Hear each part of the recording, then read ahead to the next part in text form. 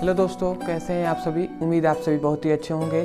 तो आज परमाणु संरचना का ये 6वां वीडियो है, ठीक है, जिसमें आज हम लोग देखेंगे रदरफोर्ड के परमाणु मॉडल। ठीक है, रदरफोर्ड ने अपना परमाणु मॉडल दिए तो वो क्या है, ठीक है, इसके बारे में टोटल डिस्कस होगा। ठीक है, उसके बाद देखेंगे रदरफोर्ड के परमाणु मॉडल की सीमाएं। रदरफोर्ड ने जब अपना परमाणु मॉडल दिया तो उसमें कौन कौन सी कमियां हैं, या आप उसे कमियां या अपवाद भी कह सकते हैं। ठीक है, तो उनकी कमियों के बारे में जाना जाएगा। तो आज ये टोटल रदरफोर्ड पर बात होगा। ठीक है, रदरफोर्ड के परमाणु मॉडल पर।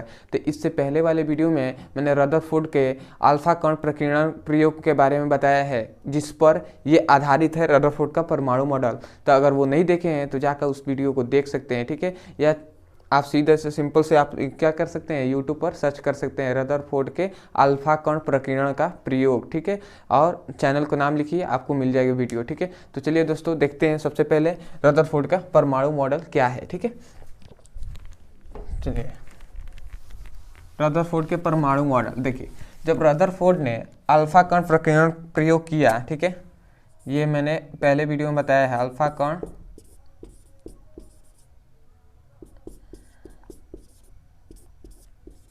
प्रयोग। ठीक है, जब पहले समझ जाइए, उसके बाद लिख लिया जाएगा। जब रदरफोर्ड ने अल्फा कण प्रकीर्णन का प्रयोग किया तो इसमें बताया था कि क्या होते हैं परमाणु के बीच में क्या होता है, एक धनावेशित भाग होता है जिसमें नाभिक स्थित होता है। जब उस पर क्या किया गया था, अल्फा कण का बौछार या बमबारी कराया गया था, तो उन्होंने देखा कि कुछ कण क्या हो रहे थे, परमाणु से सीधे निकल जा रहे थे, कुछ कण टकराकर क्या हो जाते, बिखर जा रहे थे, और कुछ कण जिस मार्ग से जा रहे थे उसी मार्ग से वापस लौट आ रहे थे। ठीक है, अल्फा कण प्रकीर्णन के प्रयोग में हमने इस सभी के बारे में डिस्कस किया है, तो जाकर उसे देख सकते हैं, बहुत अच्छे से आपको समझ में आएगा। ठीक है, तो अब देखते हैं रदरफोर्ड का परमाणु मॉडल। तो रदरफोर्ड ने अपने परमाणु मॉडल में बताया कि जैसे ये क्या है, मान लीजिए ये परमाणु है। ठीक है, परमाणु के बीच में क्या होता है, नाभिक होता है। नाभिक की खोज हो गई थी, ठीक है, किसमें, अल्फा कण प्रकीर्णन प्रयोग में। ठीक है, रदरफोर्ड ने जब अल्फा कण प्रकीर्णन प्रयोग दिया तो उसमें नाभिक की खोज हो गई थी। ठीक है, तो रदरफोर्ड ने क्या बताया कि एक कोई परमाणु है,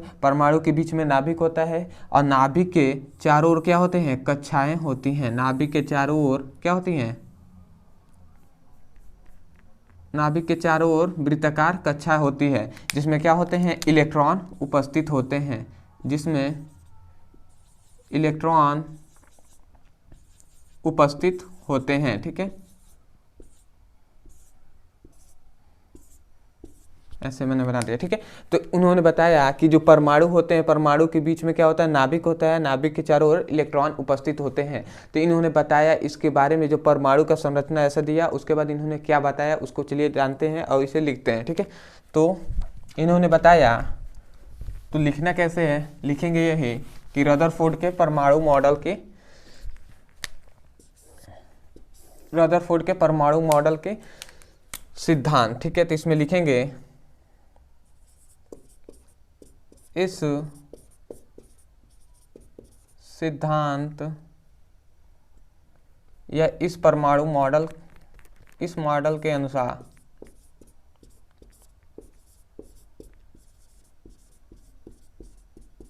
ठीक है, जो क्या दिया रदरफोर्ड ने परमाणु मॉडल दिया, इस मॉडल के अनुसार क्या बताया था, सबसे पहली बात बताया था कि जो परमाणु होते हैं वो क्या होते हैं,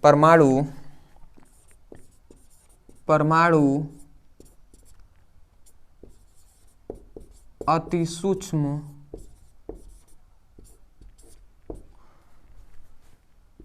गोलाकार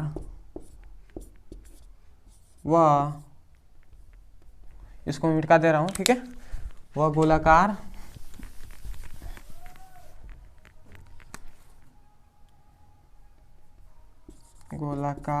व विद्युत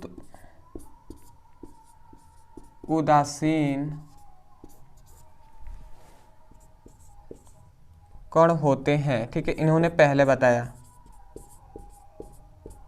देखिए इन्होंने बताया कि जो परमाणु होते हैं वो क्या होते हैं, अति सूक्ष्म होते हैं, मतलब बहुत ही छोटे होते हैं। दूसरा, वह गोलाकार होते हैं, गोले के आकार के होते हैं, और वो विद्युत के उदासीन होते हैं। ठीक है, विद्युत के उदासीन, कोई भी परमाणु है वो क्या है, विद्युत के उदासीन है। क्यों उदासीन है, क्योंकि क्या होते हैं, इलेक्ट्रॉन, उस जो इलेक्ट्रॉन होते हैं वो क्या होते हैं, ऋणात्मक होते हैं, और जो नाभिक होता है वो धनात्मक होता है।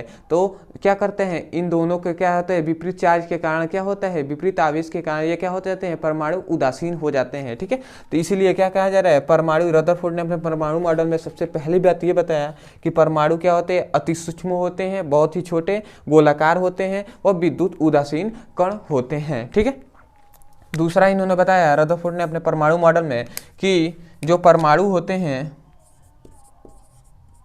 परमाणु का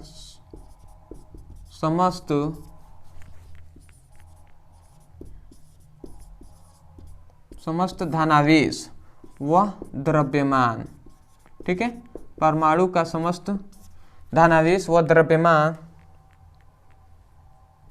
उसके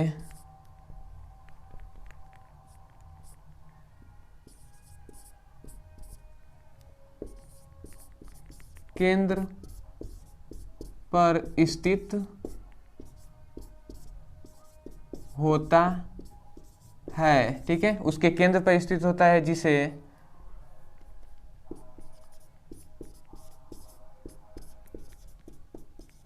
नाभिक कहते हैं। ठीक है, इन्होंने दूसरा पॉइंट ये बताया, देखिए समझना है आपको, बड़ा नहीं है, ये समझ जाएंगे तो आप लिख लेंगे। ठीक है, इन्होंने बताया दूसरे पॉइंट में, परमाणु का समस्त धनावेश, हम जानते हैं कि परमाणु में क्या होता है, धनावेश भाग होता है, धनावेश भाग को ही तो हम नाभिक कहते हैं। जो ये क्या है, ये परमाणु है, इसके बीच में क्या होता है, नाभिक होता है, और नाभिक हम जानते हैं क्या होता है, धन आवेश होता है, इस पर नाभिक पर धनावेश होता है, और इसके चारों ओर इलेक्ट्रॉन क्या होते हैं, कक्षे होते हैं, जो क्या होते हैं, ऋणावेश होते हैं। ठीक है, तो इन्होंने बताया कि परमाणु का समस्त धनावेश, मतलब जो भी धनावेश है वो क्या है, धनावेश, और उसका द्रव्यमान, मतलब परमाणु का जो द्रव्यमान, और क्या है, परमाणु का धनावेश और द्रव्यमान उसके केंद्र पर स्थित होते हैं। मतलब परमाणु का जो समस्त धनावेश है और द्रव्यमान है उसके केंद्र पर स्थित होते हैं, और केंद्र को ही क्या कहते हैं, नाभिक कहते हैं। तो यही बात इन्होंने बताया था दूसरी बात में। ठीक है, तीसरी इन्होंने बात बताया कि परमाणु जो होते हैं, इन्होंने तीसरी बात बताया, परमाणु की त्रिज्या। ठीक है, इन्होंने बताया कि परमाणु की त्रिज्या कितनी होती है, तो याद रखें इस बात को, परमाणु की त्रिज्या 10⁻⁻8 मीटर होती है, जबकि नाभिक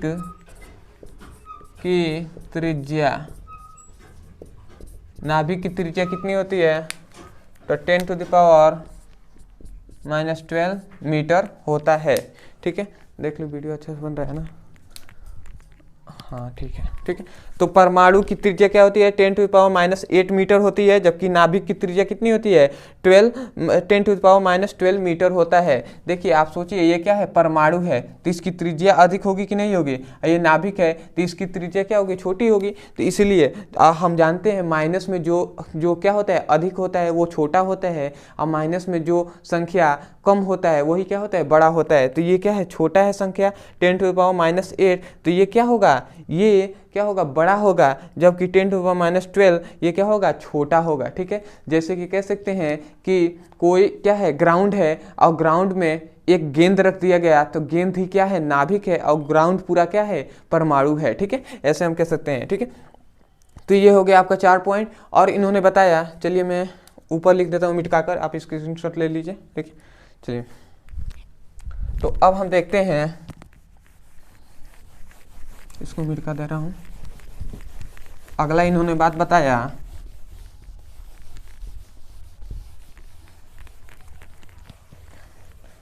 ठीक है 4 पॉइंट हो गए हैं। 5वां पॉइंट इन्होंने बताया कि नाभिक के चारों ओर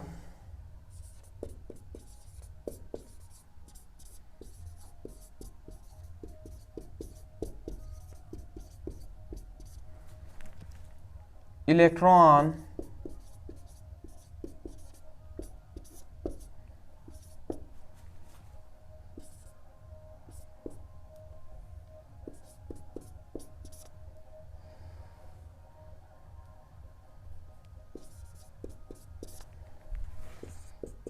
गति करते हैं। ठीक है, इन्होंने ये बात बताया क्या कि नाभिक के चारों ओर क्या होते हैं, इलेक्ट्रॉन वृत्ताकार गति करते हैं। ठीक है, तो इन्होंने पांचवा क्या बताया, इन्होंने चौथा नहीं पांचवा पॉइंट इन्होंने बताया। ठीक है, तो ये पांचवा पॉइंट है। ठीक है, इन्होंने क्या बताया कि जो परमाणु होते हैं, परमाणु में जो इलेक्ट्रॉन होते हैं, इलेक्ट्रॉन जो होते हैं वो क्या होते हैं, वृत्ताकार मार्ग में गति करते हैं। ठीक है, इन्होंने पांचवा बताया। छठवां इन्होंने पॉइंट ये बताया कि जो नाभिक होता है, नाभिक